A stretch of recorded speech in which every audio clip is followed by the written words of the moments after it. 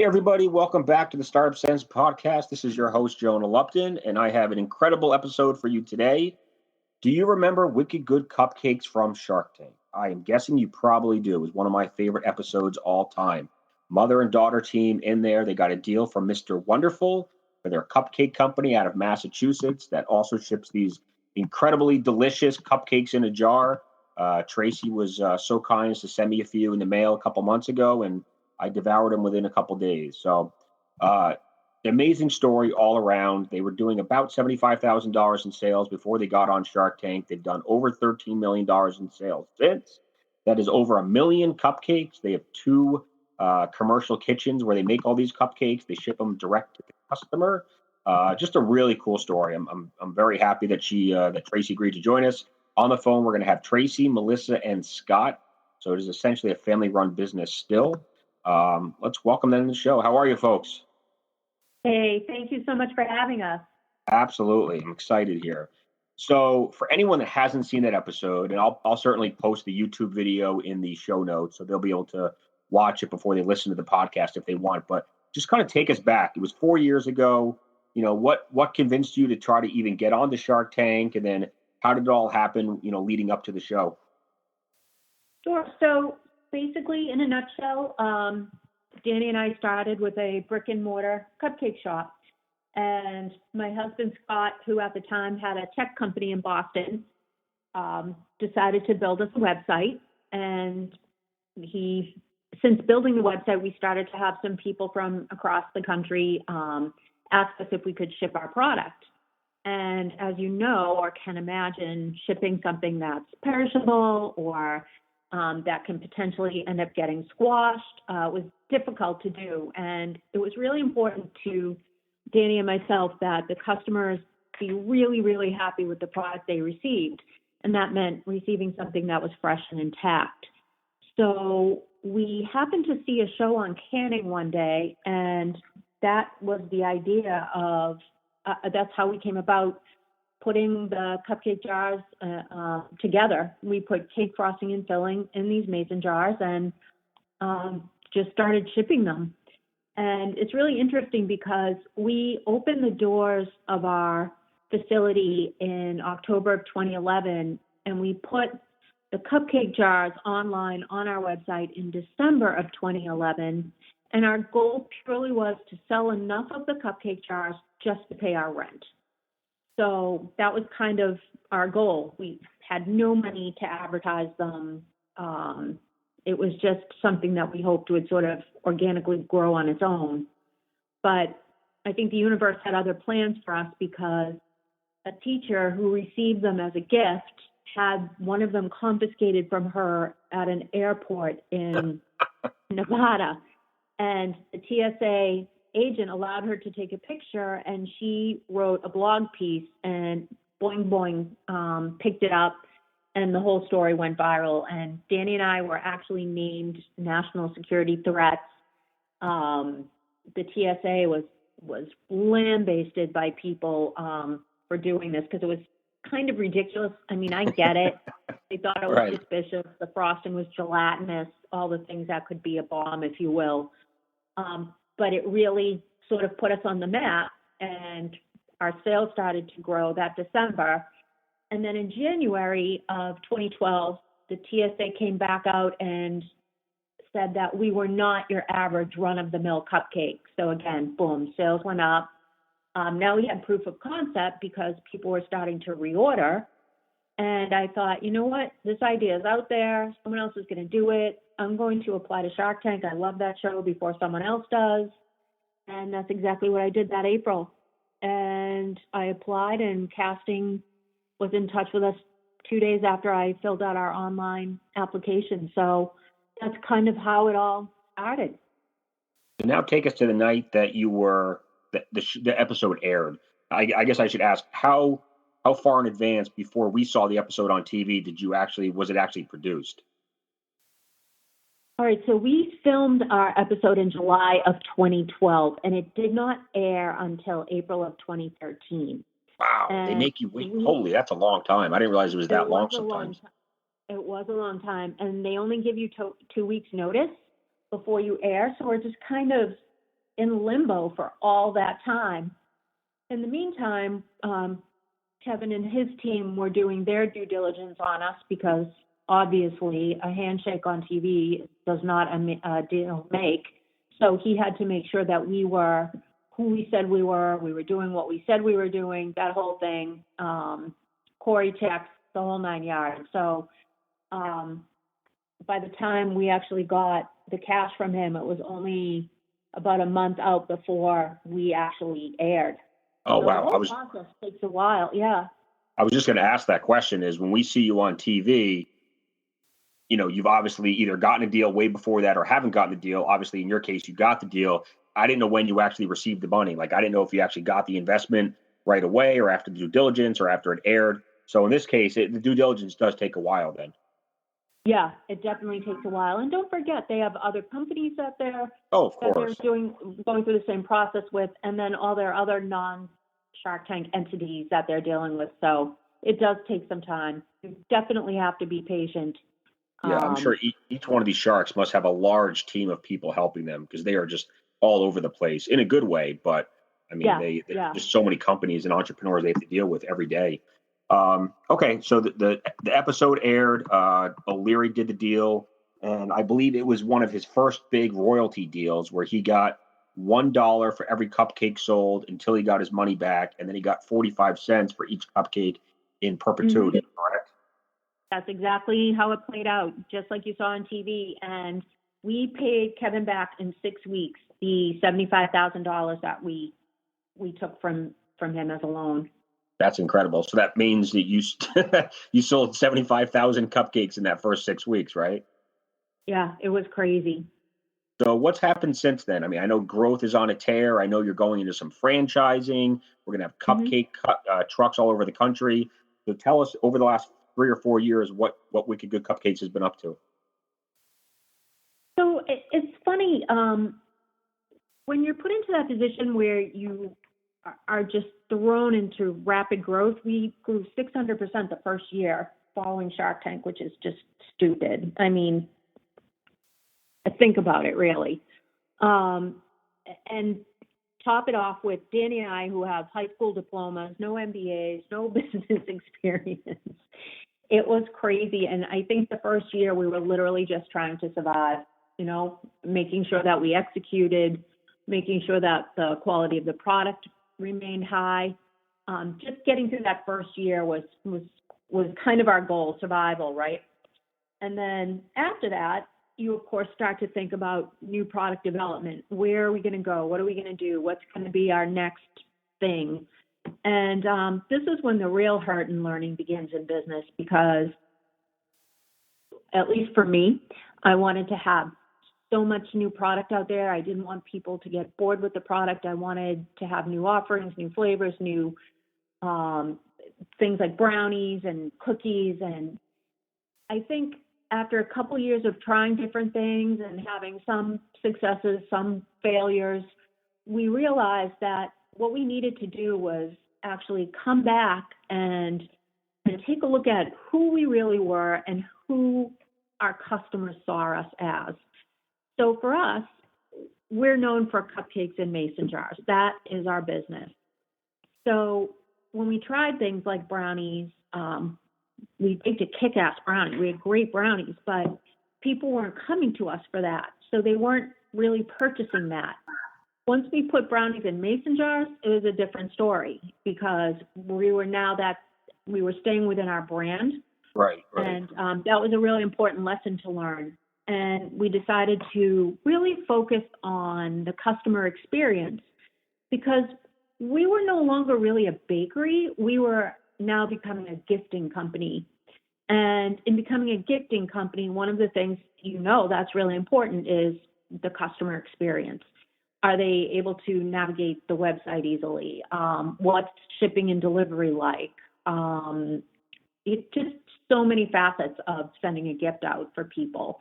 One of the things that we recently launched was we now have video messages that people can record and download and send with their product. So they'll get an email once the recipient receives the package and the message is in the email. Oh, So very that's cool. really, it's exciting. So doing things like that, things that make the customer experience better, offering occasion boxes, right? Everyone has a birthday. Every single day of the year, there's a birthday. So that was really a business we had kind of overlooked a little bit because we focused more on holidays. And we created a birthday box so someone could send our cupcake jars, brownie jars, cake jars, and the box includes party hats, blowers, candles, things for a loved one who might be far away, and you want them to know that you're thinking about them on their birthday. So that's sort of how we came back around and how we've now been proceeding with any of our new product development. And I mean, I see on the website corporate gifts and weddings and events. I mean, I can see where those are all huge markets. And I mean, I send a lot of flowers to people. I send flowers to family members, to friends, for big occasions. I should start sending cupcakes because in reality, I think most people would rather have something to eat than something to look at. So, well, I would agree with that, but I would I don't hope know so. that 1-800-flower would. It's a gift that can go to anybody, and it's get well. It's I'm thinking of you. It's congratulations on passing your exams. It's happy anniversary. It's happy birthday. It's just a gender neutral gift, if you will. I mean, as I was devouring those 6 jars of cupcakes that you sent me, I had a smile on my face the whole time. So I can vouch for that. Good. We love to hear that. I mean, we've all seen Shark Tank. I mean, I've watched every episode ever, probably 10 times each. I've had 5 or 6 Shark Tank guests on the show, and every one of them sees explosive growth after the show airs. So at least we all know that's coming. But how do you prepare for it? How do you get the company ready to handle the thousands of orders that are coming in after that show is on TV? Well, it's really interesting, right? Because we were on season 4, and at the time, we had no one really to reach out to ask the question, hey, you guys aired on Shark Tank. What did you see for sales? And now we find that we have a lot of people who will reach out to us and say, hey, what did you see for sales? Also, don't forget, products are so different. Like the price of our product, the price point is so low, but then you have someone who's selling a paddleboard that's probably, I don't know, $2,000. So they're going to experience a different amount of sales than what we experience. Having a perishable product was really tricky because you can't bake these things 6 months in advance, right? So I honestly, it's such a blur that time in our life. I'm proud and happy to say that we were able to execute and get everything out the door seamlessly. How we did it, I don't even know. We were just existing. We weren't really. No, how big was your manufacturing facility or commercial kitchen back then versus what it is today? Well, we did have our first original co-producer who worked with us, who baked from our recipes, and their facility was about 10,000 square feet, and they were in Boston. So we did have someone helping us. Our space in Cohasset, our original shop, was very small. It was around 1,300 square feet, and that was inclusive of baking, decorating, and a general area where people who were shopping would come in and wait. So as you can imagine, it was just an incredibly tiny space.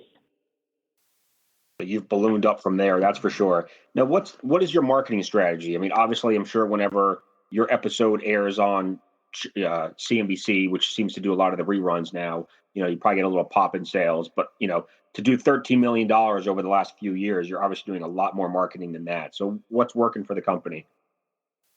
We do a lot of Facebook ads, and that really works. Okay. Google ads. Believe it or not, we have a radio spot that we run with a well-known personality who's in several markets outside of Boston, and he has a very, very loyal following, and that's really worked for us. And then the product, quite honestly, sells itself. So what happens is someone will send the product to a friend. The friend really likes the product, and then that friend sends the product So we've really grown a lot that way, just giving good customer service, giving a good quality product, and then having the product sell itself. The other thing we did was we opened a retail location, small, but in Faneuil Hall Marketplace in Boston. And I don't know if you know this or not, but Faneuil Hall is the 7th largest tourist attraction in the world. So, wow. Oh, I didn't know that. So we have all these tourists that come there. They come looking for us because they know we're there. We were on Shark Tank. They try our product, and now they go home, and they have the luxury of being able to send us right online. So that's really been a great marketing tool for us. So those are kind of the ways that we've been marketing the business. Social media, obviously,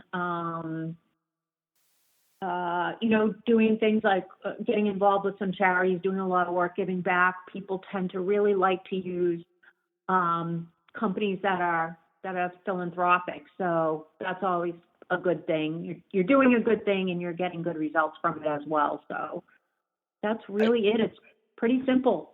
I assume rent per square foot in Faneuil Hall must be the priciest per square foot in Boston, right?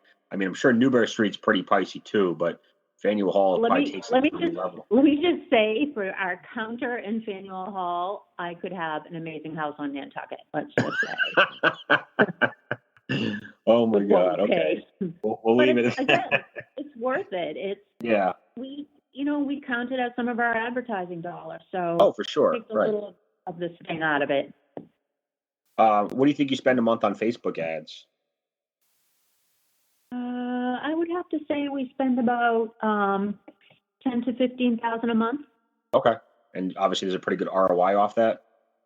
Yeah, we do have a very good ROI off of that. We have about an 8-to-1 return. Now, another TV star, Marcus Lemonis, that most of us got to know through his show called The Profit, which I'm a big fan of as well. He's also a partner in Wicked Good Cupcakes now, correct? Yes, he is. And that was really interesting how that came about. How did it come about? You left me hanging there.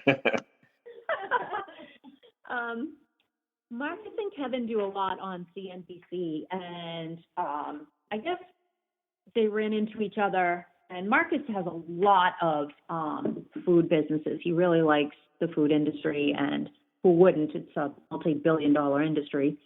And Marcus ran into Kevin and said, "Hey, I really like those Wicked Good girls. I like what they're doing. I'd love to talk to them. I think I could help them." So Kevin set up an introduction, and we spoke to Marcus, and we, of course, met him. And he's a very, very nice man. Everything you see on TV is exactly what he is like. And he was really interested in the company. And it's funny because he was more interested in educating us as far as growing the business, whereas Kevin was more of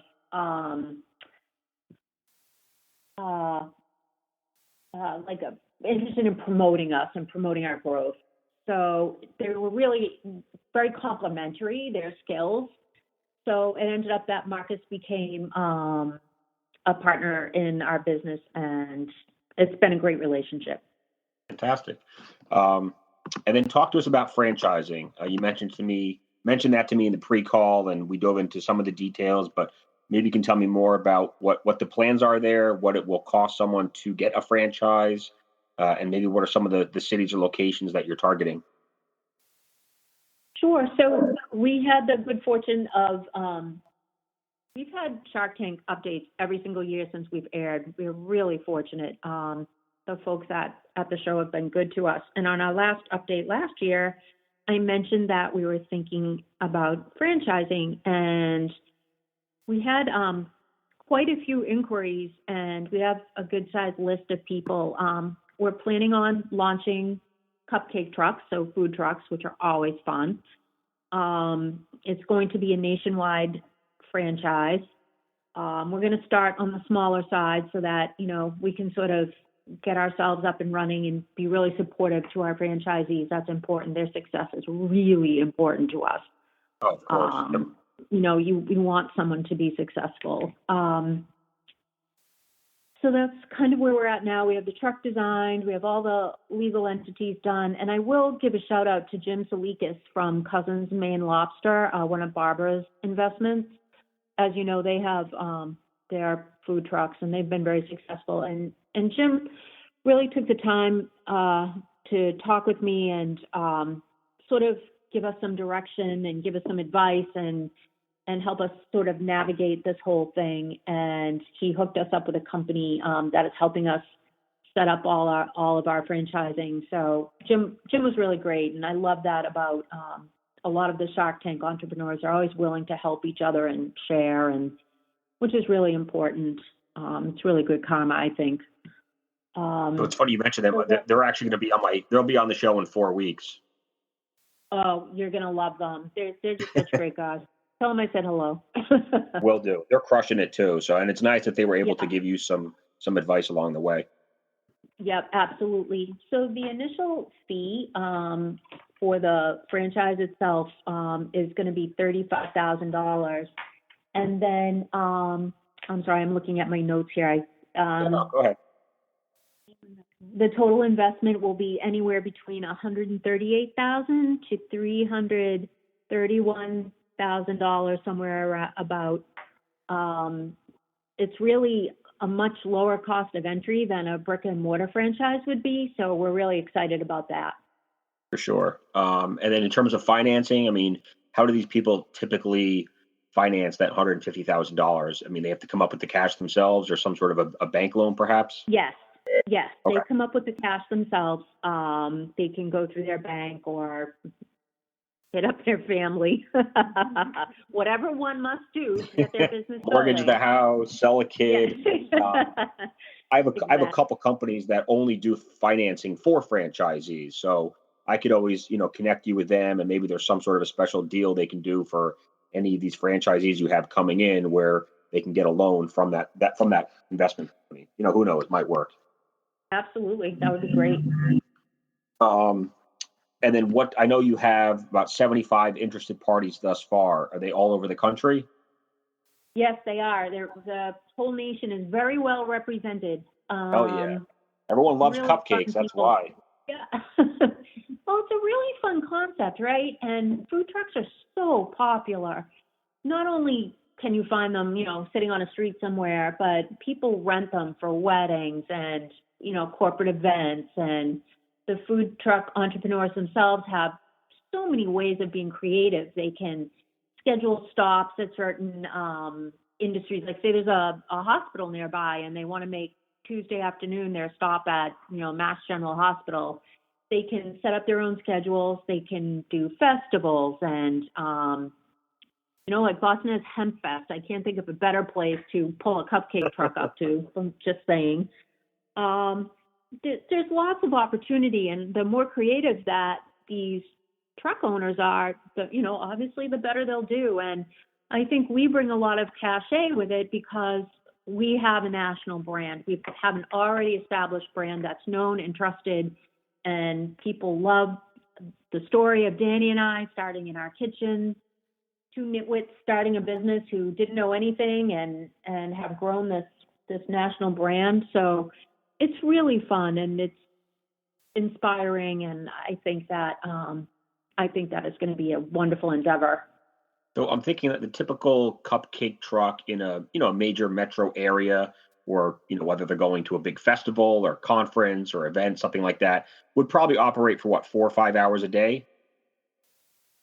Yeah, I'm guessing so. But let me tell you a funny story. So we did on ABC's 2020, we did an episode called The Art of the Sale. And so 3 kids were chosen by Kevin, and he gave them some basic salesmanship lessons. And their goal was to sell cupcakes. So they used us, and we had a truck right on the street of New York.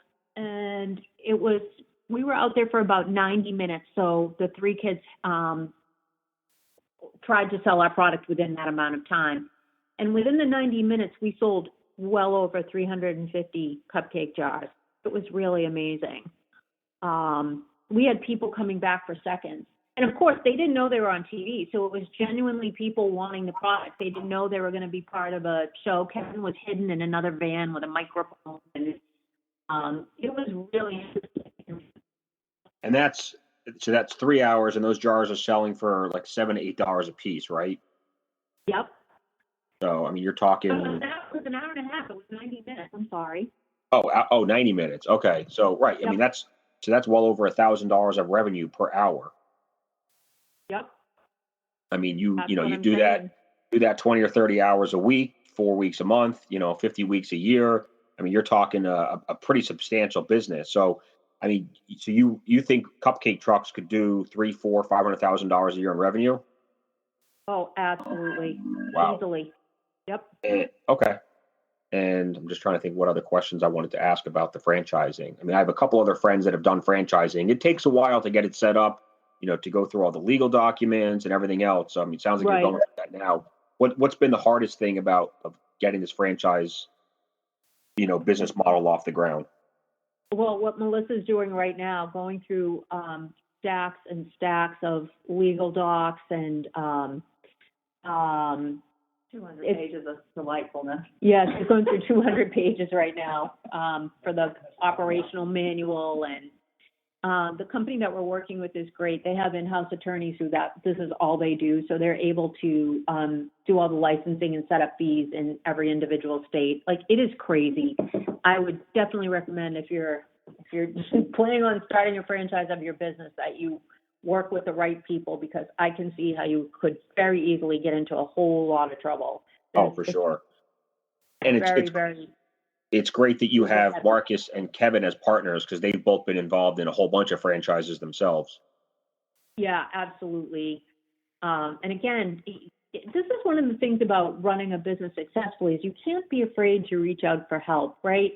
If you don't know something, you don't know something. I have two people sitting here with me right now to make sure I can answer questions for you. I don't know every single thing, and I'm not going to pretend that I do.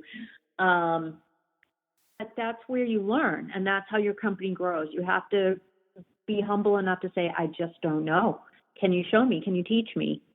And I think that's why we've been successful. We've hired brilliant people who are very successful at what they do, and they have really put their heart and soul into this business, and they've helped us take it to many new levels.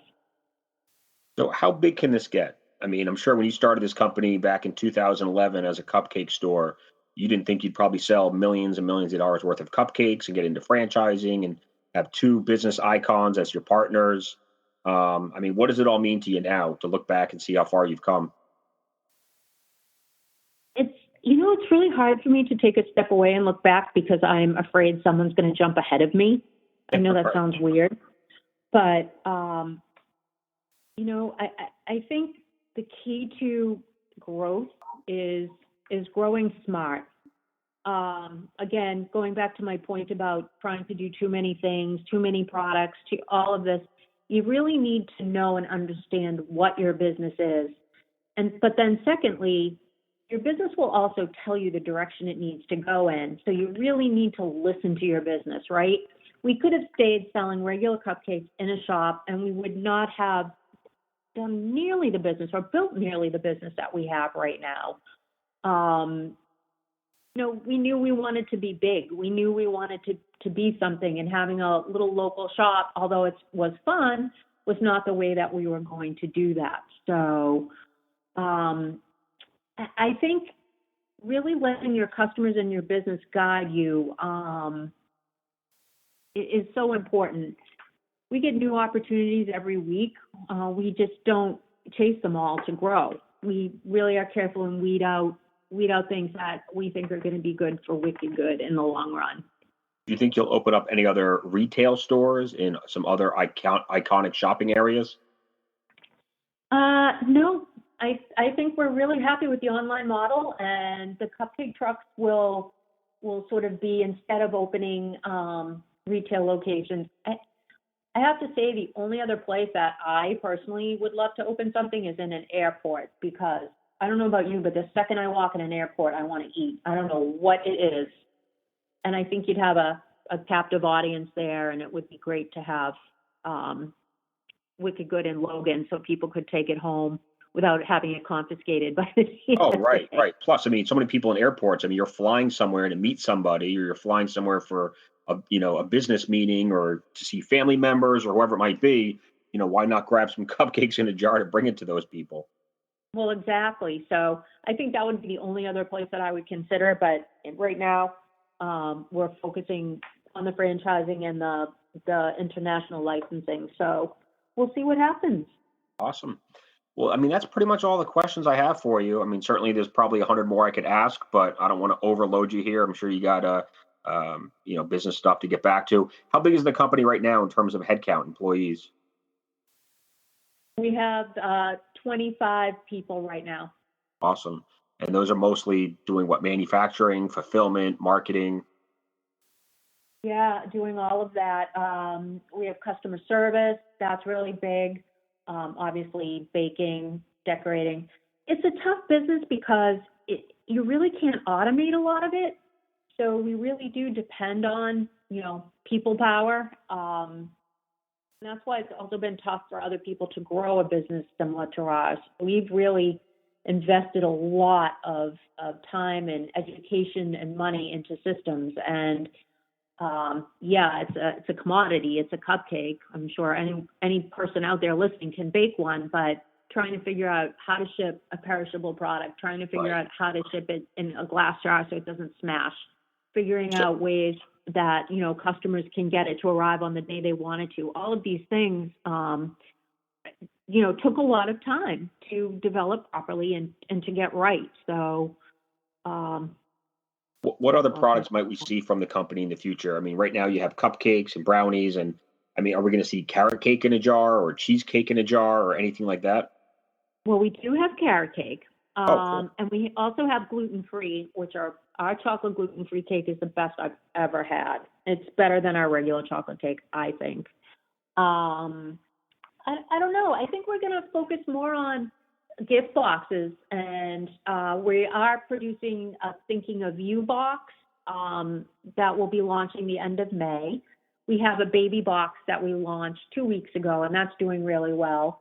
So I think giving people gifts that they come to expect from us, like the cupcakes, brownies, cakes in jars, but then also adding a twist to it. Our Thinking of You boxes are going to have Pura Vida bracelets in them. So that's going to be a really fun partnership to have, and they're just going to be fun, and they can be really sent for a myriad of occasions, from get well soon to, hey, I'm thinking of you while you're away at school, a thank you. I think that's more the direction that we're headed in at this point. And just last question, you still have the deal that you made with Kevin on Shark Tank. That deal is still in place today, right? So he's making some money off every jar you sell? We sure are. So this is probably one of his more successful deals, if not his most successful deal, I would think.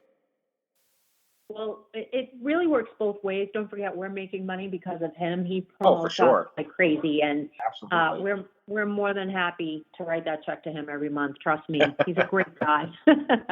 Well, you guys are you're one of my favorite companies. I still love that episode when it comes on TV. It just you and your daughter just seem so genuine, and like I said in the pre-call, when you both leave the Shark Tank and go out into the hallway to discuss, and she asks you what perpetuity means, and you tell her, and her reaction is just priceless. So I love the show. I'm glad you guys got a deal, and it's a true pleasure to talk with you and hear about all the success. I love it.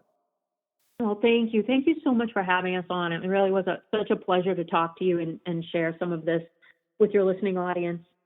Well, thank you so much. And Tracey, Melissa and Scott, thanks for being there to help her out, and keep going, keep kicking ass, and tell Marcus and Kevin I said hi, and hopefully we get a chance to meet up in person sometime. That'd be great. Thank you so much. You're very welcome. Bye, guys. Talk to you soon.